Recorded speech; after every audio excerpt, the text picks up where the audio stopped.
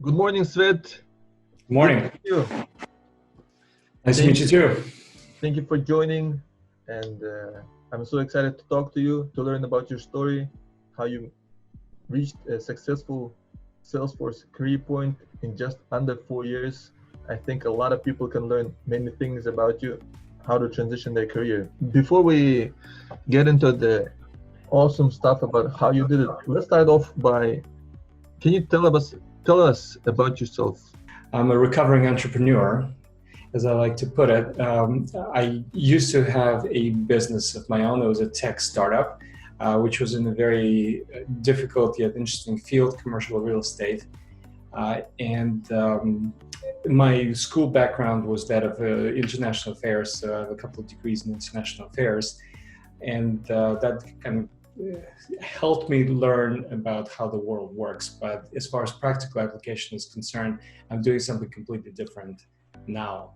So I basically went from being very much a struggling entrepreneur to a Salesforce solution architect. That is, in a nutshell, what I can tell you about my background. Of course, let me know if you'd like to hear more detail. What did you study for undergrad?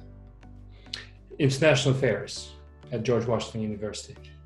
Okay. And how did you get into Salesforce? Well, so there's a long road. I mean, and there were other jobs that I tried along the way. So that took from graduating back in 1999, getting diploma in 2000 to now that was 20 years. To make a long story short, in my various businesses and the startup, we used Salesforce as a CRM to drive sales, to prospect. How long were you using Salesforce before you got your first job? So I'd say it was the end of 2009, 2016, 6 years plus. Wow. Yeah. You had decent use of Heavy Salesforce. dude. Yeah, but at the same time, I was also cranking out websites. So I did that for about 10 years. So I never just did one thing, but I had to work on several. I dabbled a little bit in Amazon AWS, but just enough to understand how to spin up various instances so that our Node.js based application could be served on the internet. But yeah, Salesforce definitely was an integral part of the business. You had no IT background, but how were you cranking out websites? Did you like just self-taught and? Yes, yes, exactly right. I was self-taught, and the IT background, I guess, would have definitely helped a lot.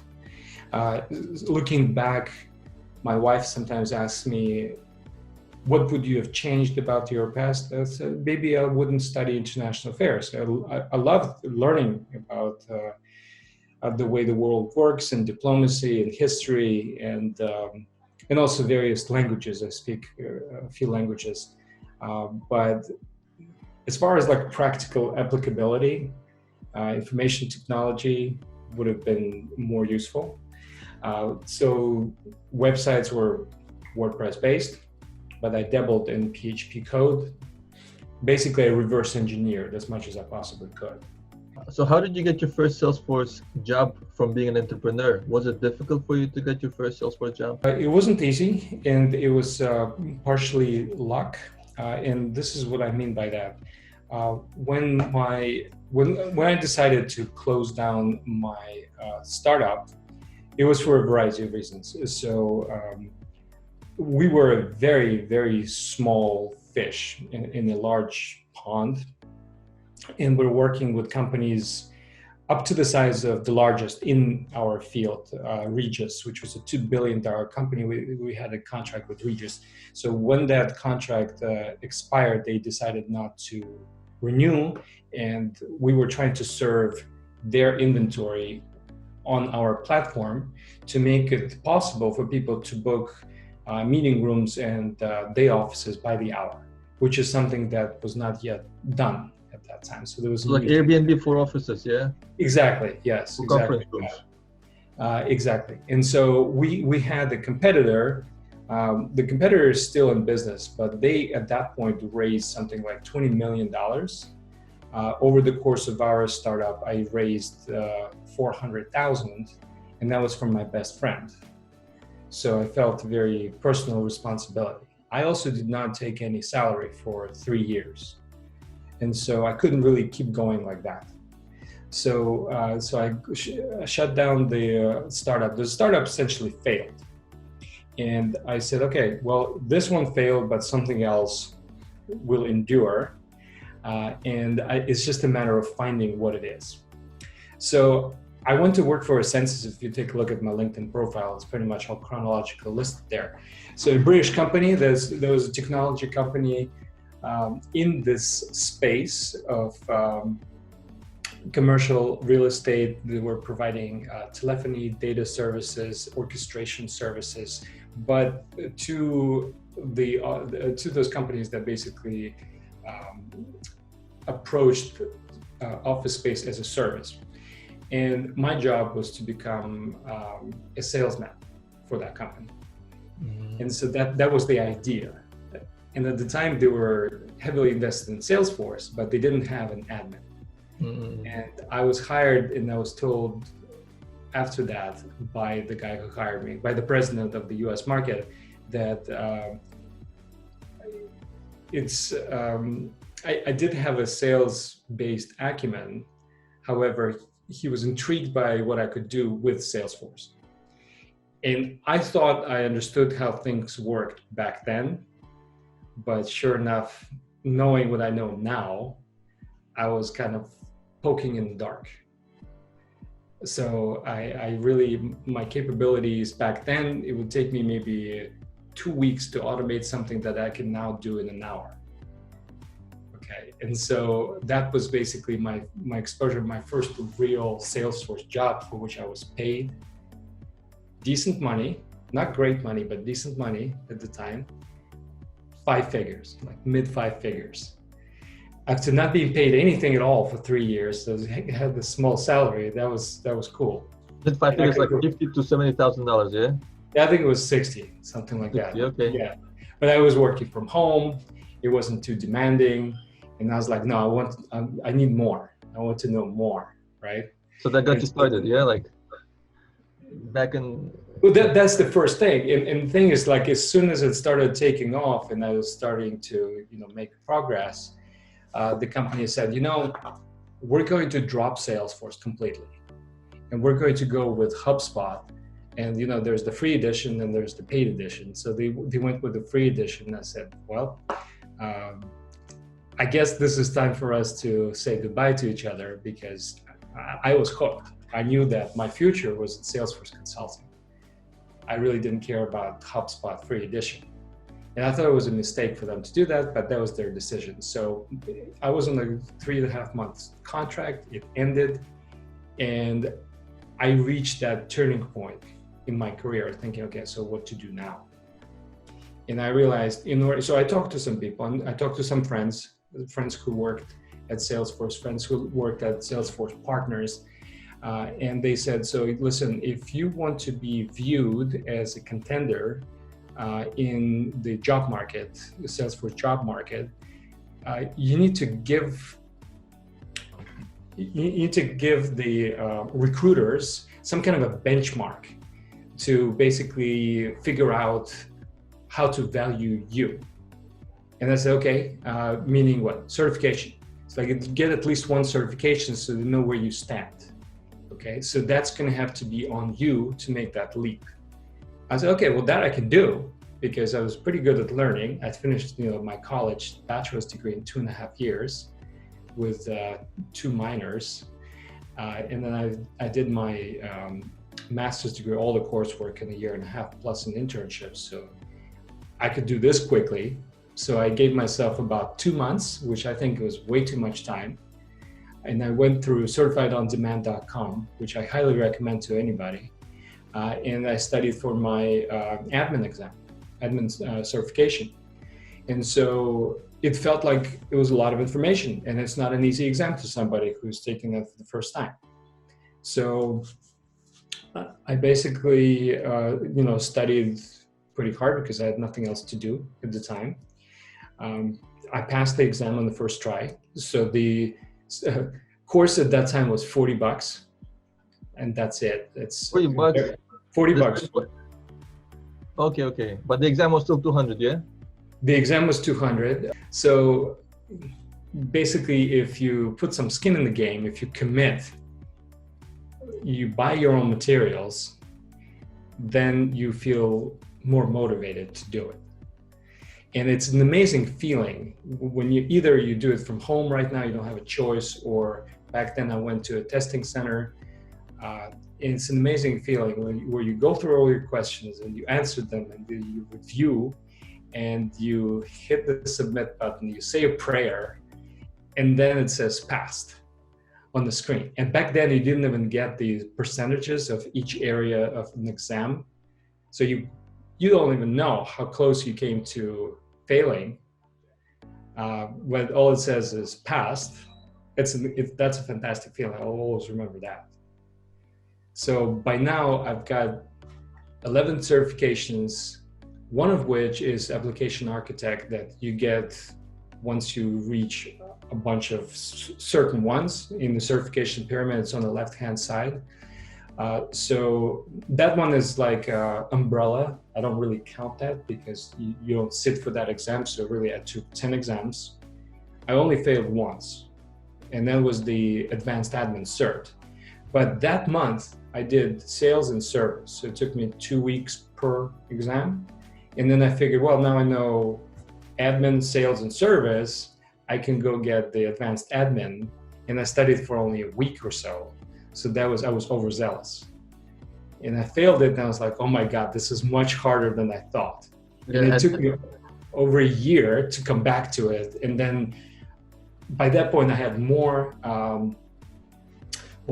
had more experience. And then I started like a dog for 3 days, 8 to 10 hours a day. And then I went and I killed that exam. So you were hired as a sales guy, but accidentally became the Salesforce admin. And then they moved to HubSpot. But you didn't want to move to HubSpot, so you started looking for another job. Yes, exactly. You decided that to get your Salesforce job, you need some certification, so you went for the Salesforce admin. Right. So that's one thing you did. Anything else you did? Well, absolutely. So I was basically looking at some of the more interesting and less interesting jobs, applying, put together a resume.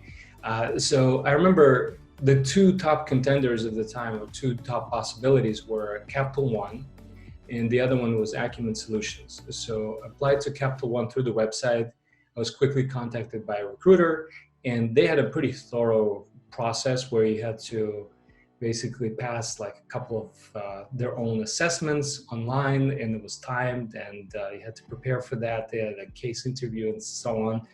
And I remember it was like a $90,000 job. You're essentially an admin, but that particular department was using Service Cloud. So that was all going to be Service Cloud, and that's it. And at the same time, I was interviewing with Acumen Solutions. And so I had a friend who was working at Acumen. So my friend referred me there. And the first recruiter was very hard to break through. In fact, the first recruiter dismissed me outright. But my friend said, no, this is not right. So she basically spoke to another recruiter who gave me a chance.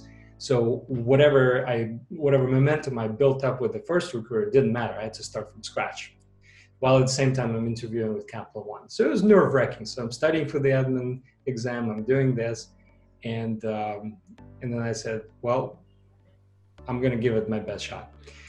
So by the time of an interview in person at Acumen Solutions, I already had my admin cert. And the second recruiter was fantastic, extremely nice. I will always remember her fondly. And I went in, and I think I had 3 people who interviewed me, 2 of which I'm friends with. In fact, one of which I actually referred to my previous company, Rackspace, that he worked there for a while. And we see each other even recently. we live about 6 miles from each other. So we became really good friends. We were in the same project together. He was my project manager. I was a solution architect. So that was really great. And so they all said that, Svet, the way you answered questions was very unusual. And they were not canned answers. We could see that you were not in the field for a while. So you were somewhat different than what we were used to. And therefore we said, yeah, let's give this guy a chance. Because I really was basing my answers based on my own personal business experience, my failure in this tech startup and the things that I learned.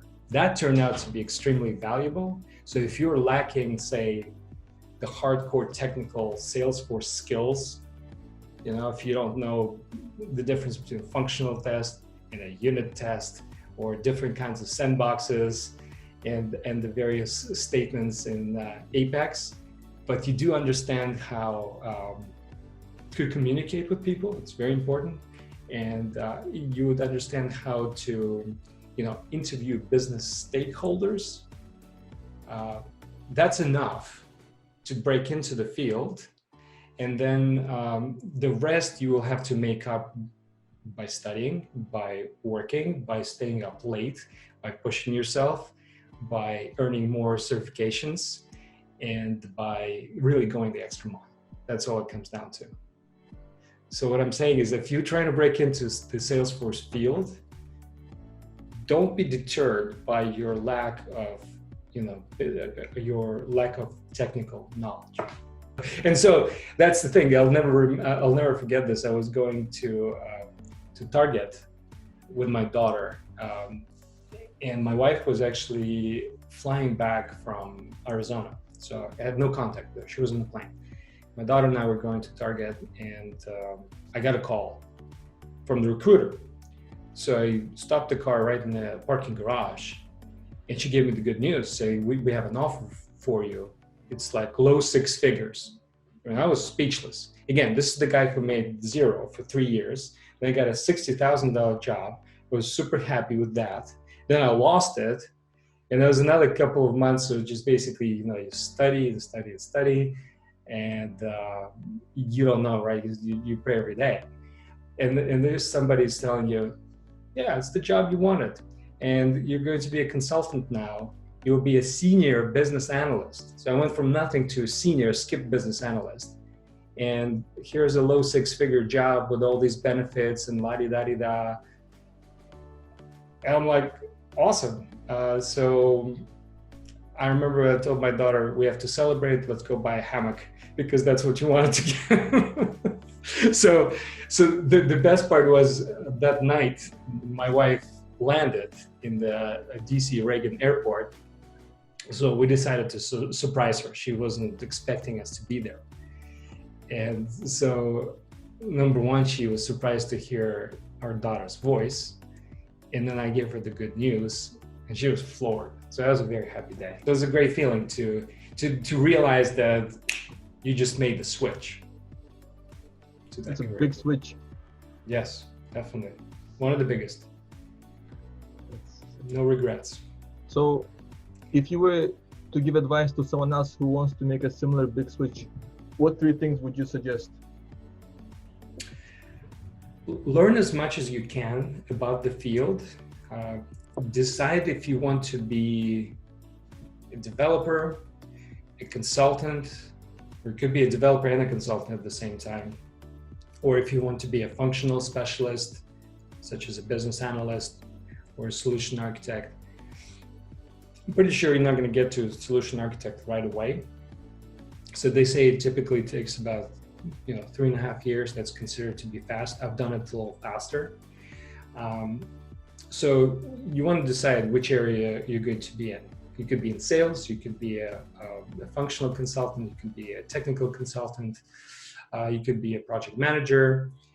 Not for me, but that's a key part of any project, Salesforce project. But most importantly, decide if this is the field for you. How do you do that? You can watch YouTubes, which is what we're trying to do here. You can speak to people who are in the industry. You may also want to speak with people who have tried it but decided it's not for them. Look at the overall landscape. Read the Mason Frank report. Mason Frank is a recruitment firm, basically a major headhunter in the Salesforce industry. They publish a report every year. It's like the state of the Salesforce economy. So basically do your research and figure out who you want to be. Number two, definitely get certified, at least get the admin cert. Once you get the admin, do a platform app builder next. Okay, so you learn some automation. Don't go from admin to platform developer one. Although some people have done it, that's quite a stretch to go from very basic to that. Smaller steps is better. Yeah. So that's two, because then the recruiters will know kind of where you fall. Then just realize this is not going to be a simple thing to do. And just like anything, don't give up. But at some point you will be discouraged, most likely. So that's when you want to lean on some friends or Salesforce, your local Salesforce group. So you get hooked up with professionals and those who want to be in Salesforce. Right now it's easy, everybody is stuck at home or basically not that mobile. Join the network, attend free online conferences, and ask a lot of questions. People in the Salesforce ecosystem typically do not judge those who know very little, but they want to help. They want to be helpful. So that is a wonderful thing. So don't be afraid to ask questions, and don't be afraid to sound like an idiot. I sounded like an idiot many times, and from time to time I still do. But then I learned something. Svet, you had a bunch of web development experience. Why didn't you become a web developer? Why did you go into Salesforce? The market is much bigger. It's way more interesting. The platform itself is much more complex. Really? Yes. So again, I wasn't just a I wouldn't even call myself a web developer. I was more like a web configurator. So to call yourself a designer, you'd have to be really good at Photoshop, Illustrator. I was decent at it, but I wasn't amazing. I knew this wasn't going to be my thing. But I did everything. I'd have to source clients, and I'd have to sell them on this, write proposals, do the actual website, chase the client down. It's easier to collect the first part of the 50% deposit, but the second half is very hard because the client's never completely happy with what you put out. So you have to basically do many rounds of revisions, and you want to be a Mr. Nice Guy. So you do like 10 rounds of revisions as opposed to like 2, what the contract says. And I was like, what a headache. And again, what was the lowest barrier to entry was WordPress. And WordPress is an amazing platform. I think 25% of all websites in the world run on WordPress. But Salesforce is just so much more complex, and the ecosystem is so much greater. And Salesforce is not cheap. So you get a different kind of a client. There's much bigger money to be made there. And so you are unlikely to be working on Salesforce projects by yourself. Okay. And so it is very lonely if you work by yourself. So if you work as part of a team, not only will you grow quicker and learn more, but then you will, it's just more interesting. I see. Okay, so and I think it's very important to work as part of a team as opposed to just by yourself. You can study by yourself, or you can study with someone else. Like right now, I'm studying with a partner of mine. She's in California, and she works at Salesforce, but we used to be at the Relation Edge, which became Rackspace together. So, so she's a solution architect there, and we're neck and neck. We have one cert left until we're both system architects. We're studying identity and access management designer. So And that's extremely helpful because at some point you're like, I just don't get it. I'm sick of these questions or whatever. And you just talk to each other and you talk each other off the ledge, so to speak. So it's a lot more rewarding. But you get into Salesforce, you're in it for a few years, a couple of years, so you know that your salary is good. You don't have to worry about that. But what's the next step to self-actualization? So on Abraham Maslow's,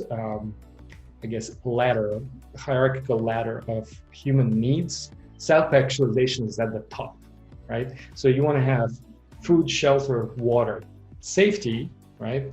You want to have a good living, so you cover all of those, which we definitely have, which is part of the reason why so many people come to the United States. Then you want to get self-actualized. And how do you do that?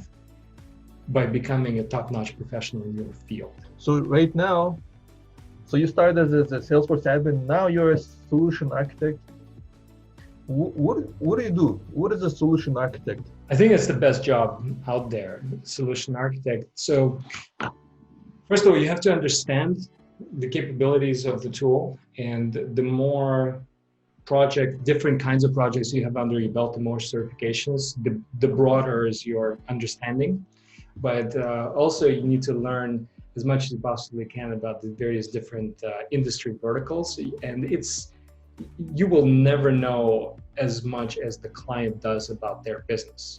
If you do, there's a problem.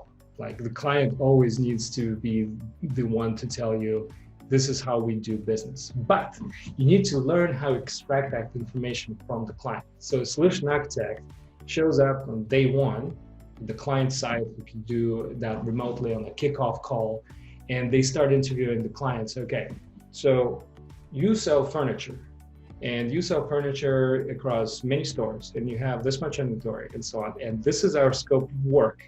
So this is what the salespeople and consultants and whoever else was involved in the sales process, they said, okay, we agree on doing these things. Okay, now let's really get into the details, and what are you trying to achieve? So my first question is, what are you trying to achieve with the Salesforce implementation? What are your goals?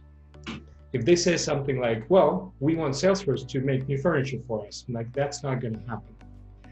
But if they say, we want to decrease the volume of calls to our call center because we're doing X, Y, and Z, I'll say, okay, that is possible, right? Anything is possible, it just costs more time and money. So the solution architect needs to figure out the true needs of the client and see what needs to happen technically in Salesforce, and figure out the whole solution end to end. And so a solution architect also works with a technical architect. If there are integrations with other systems, well, they need to know what kind of integration is going to be. Is it bidirectional, unidirectional? Is it going to be batch? Is it real-time, near real-time? Are we using the Salesforce Connect? What kind of adapter are we using for that? Is it Skyvia or something else? Are we going to need to only read the external objects or read and write, and so on and so forth? So need to understand all of that to see what the user experience is going to be. How is it going to affect, say, load times? Is there going to be a data management system? So how do we avoid duplication? How do we avoid dirty data? All that kind of, all those sorts of things. And then, since you've done this a few times already, so you know how long things take, right? So once you write out all the requirements, you have to put the LOEs, level of effort, right? And that's typically done in hours. So you say, okay, this is going to require automation blah, and this is going to take about 5 hours, okay? And then you confer with your engineer or business analyst or whoever is actually going to do the configuration, or maybe you do it. And they say, you know what, I agree, this can take about this much time. And if they're stuck, you help them. If it's on you, then you just do it, okay? Or if somebody's sick, you step in and do it. But at any rate, never assume that you know best always, right? You're still responsible for the overall design in the end. So if somebody screws up, it's on you. That's the way I see it. That's extreme ownership. Never, never look for someone to blame something on. It's on you to communicate with your own team, to always present a united voice, work with your project manager, inform your project manager of what's going on, inform them of the risks in the project early so they can manage the timeline. And then you might have to do that on several projects at the same time. Okay, so switching between projects sometimes can be hard, but it's an important skill. So that's kind of like the mechanics of the solution architect. So again, overall design, communicate clearly to the client, own the solution, and work with everyone on your team to make sure that's a success, okay? And share the responsibility for the successful timely delivery also with the project manager, and if you have one, a delivery manager. So you are that kind of a focal point. It's a very responsible job, but very rewarding. So solution architect, I'm just not familiar with solution architects. So it seems like you guys are like really sophisticated business analysts, like super experienced business analysts, right? Like, because you know the coding side, you know the configuration side, you know the communication, but you don't code, right? Or do you code as well? I don't code. I have the Platform Developer 1 certification, so I understand the code, and I understood the code before I even got the cert. I don't code because I would be a mediocre coder, so I know my limitations. And I also know enough to understand if what the developer is telling me is actually legitimate or not. That's also important to know if somebody is selling you baloney or not. or not. So you don't have to be a pro at coding, but you need to know the limitations of the system. And you need to know, okay, developers are oftentimes like hammers. If there's something of a problem, it's always a nail. But in Salesforce, Apex should go like it's the matter. It's a last resort, right? So go with the simplest solution. If none of these work, you go with Apex. Developers typically get Apex first. What does that mean? Hard to maintain. Client cannot make changes. Everything has to be deployed instead of making a hot fix. So that's why it's important to understand what code does. Why do you switch jobs? Is it the higher salary? Is it like you want to meet more people? You want to challenge yourself more? Can you talk about this? Yeah, so something like that I don't always recommend. So you change jobs in Salesforce usually out of necessity. So from the first one was easy, the contract ended, they didn't want to do Salesforce anymore. You had to go, end of story. So second job, I would say first real consulting job, Acumen Solutions. I was on a few projects. It was very interesting.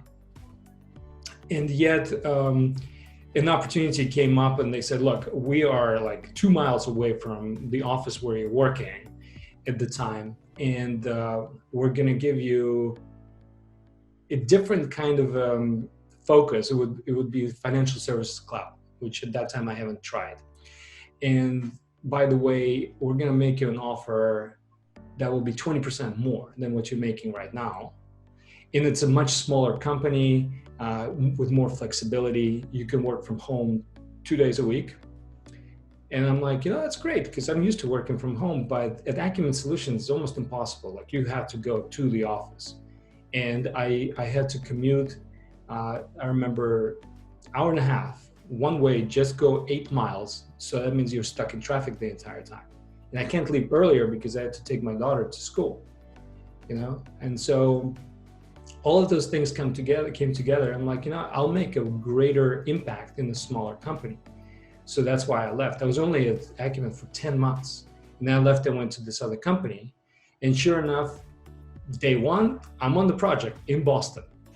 And then the following year, I ended up as a solo consultant on a project with a water conservation company. It has a great mission. It was a startup water conservation company. So I was with them for a year. Occasionally I would pull in a developer, but the rest of it was just me. And I was also training their admin. So I would be working these long days because I chose to. I learned so much from that one project. And then I said, guys, I'm ready to become a solution architect. Is there a path? Well, they didn't have a path. Okay, so they didn't have a path. And I started thinking, okay, well, this is not the place to become a solution architect. What is the place, right? And it was winter, and I was on the bench for a little bit. We were waiting for a contract to be signed, and the Relation Edge recruited me. So that's the second time I get recruited. And Relation says, hey, we're considering you for a position of a solution architect. I'm like, what? So, yeah. So, would you be interested in coming to work with us as a solution architect? And by the way, we were acquired by Rackspace. Like, Rackspace, okay, so I used to host a lot of stuff with Rackspace. I used to pay Rackspace for more than 10 years, so I know the company. And yet we're running kind of like independently because Rackspace doesn't do Salesforce, but we are a Salesforce only shop, platinum partner, yada, yada, yada. I'm like, and the solution architect, yes, great. Made the switch, got a raise, of course. And then as I was at the Relation Edge, it was assimilated into Rackspace. It was a great time. I mean, I was also at some point hosting the Solution Architect Roundtable. I was mentoring people. I was on 6 projects at the same time. I successfully completed an enterprise level project for like a $4 billion company where we had 3 PMs and lots and lots of users and so on. So that was with integrations, it was complex, but it worked out great. And then I was like, okay, so I'm getting a little tired of Sales Cloud and Service Cloud and Communities Cloud, okay? What else is out there that is going to be really interesting and complicated? CPQ. And we had a couple guys in CPQ that were good at CPQ, but that's it. They were completely busy all the time. Like, you could ask them questions, they could certainly help somewhat, but there's nobody who's going to be available all the time. And I'm like, okay, so I know a few people who left and went to different companies. I'm going to talk to this guy who went to a CPQ only shop. And come to think of it, or come to find out that this was the company where the top 3 CPQ people at Salesforce left Salesforce a couple of years ago, founded their own company, and brought some of the best people in the world and founded this small startup. They only do CPQ, and they only do the most complicated projects when it comes to CPQ. So I'm like, you know what? I'm ready to get back to being a grunt. All right. So I'm going to, again, from solution architect, go lower in the so-called Salesforce hierarchy. I'm going to become essentially a student. Okay. And that's where I'm at today. So I've been at the original shift now since April. It's been a very humbling experience. CPQ is like a whole nother world within Salesforce. It's fascinating from the business aspect. It's very complex, and you do need a lot of experience. So while I was studying CPQ, I'm also doing other certs. So that's why I went from one company to the other. And that was so that I could do more, I can learn more, so I can evolve. Salary, of course, happened to rise just because that's natural. But if that's your primary factor, then I wouldn't suggest doing that because you'll never be happy. You can always make more money. And then that's going to signal to other employers that you're not going to stick around that long. Okay. I initially at Relation Edge, I was like, oh, I'll be here for the next 5 years. You just don't know how long it's going to take. If someone wants to get a Salesforce entry-level job, like either business analyst or admin or developer, yeah, someone who has the admin app builder certification, someone who's been learning Apex, has done a Salesforce project that they can showcase. what should they do? Should they like apply to Acumen, Accenture, network? I can attend the community group Trailblazer events. Anything else you think they should do? I mean, all of the above. You can always go to a headhunting firm like Mason Franklin, and there's so many out there. I'm happy to talk to them and refer them because I get approached by headhunters a few times a week, and I have to say no. So a lot of companies want experience. Like they say we want 2 years of experience, 3 years of experience, and it's very hard for someone with no years of experience to need that. Okay, so about that, all right, about that. So when you see a job listing and it said, minimum 5 years of experience, Exactly. and most people say, oh, I don't have that. I don't have that, okay? But you know what? This is really what's desired, okay? You should still apply. Just forget that number. There was a company that reached out to me just the other day, and they said they want 15 years experience. I'm like, Salesforce has been around for 20 years. All right, who are you going to find with 15 years experience, et cetera? Like, yeah, it's possible. I know such people, but they're typically like very high-end CTAs and so on. So good luck. And they're like, oh, no. We just put it out there. I'm like, well, why did you just put it out there? You could have more people applying. It's like, well, we also want to get like the most experienced people. I say, okay, well, I don't have 15 years. Why are you coming to me? I can say, I've been in the ecosystem since about 2009, so it makes it 11, but it's not 15. But really, as a like hardcore consultant, I've been in for 4 years, and they're like, that's okay. Okay, so we went from 15 to 4. Mind blown. Okay, so ignore that number, apply anyway. You say, look, I may not have the requisite number of Salesforce years of experience. However, this is what I do have, which is transferable. It is not that hard to transfer. I had no coding experience, and yet it didn't matter. I was able to BS my way through interviews and say, you had like 3 years of experience though, like as a user. That was really cool. Yeah, as a user, sure, but it was like very limited in the group edition, no automation and so on. That's true. That's mostly true. converting leads to opportunities, et cetera, best practices. If you want to say that, yeah, I've done it, do your own project or volunteer or something, open up your dev org and, just go through the motions, and then you can speak about the mechanics. So if you get someone like me on the interview and say, what was the hardest thing you've ever done? Be able to answer that question, and I'll say, why was it hard? Just so that an interviewer is always looking to relate to the candidate.